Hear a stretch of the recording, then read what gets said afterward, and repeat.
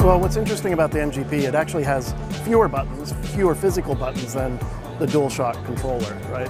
But what we do have is the touchscreen, both front and rear. So we're trying to incorporate that in a lot of unique ways, because there's a lot of ideas of how touch can be incorporated, or how 6-axis or tilt, you know.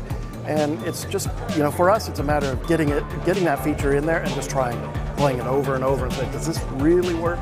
You know, because the triangle button, you know, sort of an abstract way of saying, you know, pick up this object or open this door or kick open this gate or whatever.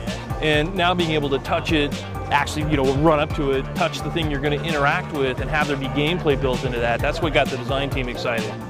And similarly, I can actually take my finger here and just drag across the physical environment and have Drake follow.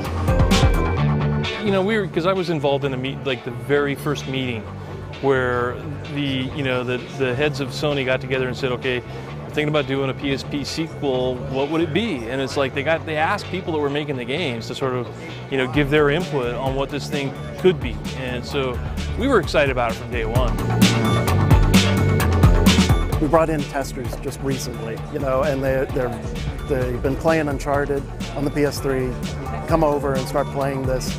And you can see them start moving over to the touch and start using that more. So the ability to like integrate 2-stick motion with touch, with 6-axis, and having it just feel, as long as it feels natural, as long as it's fun, frankly, I think players are going to like it. And just keep in mind that what you're seeing right now is our first generation NGP engine.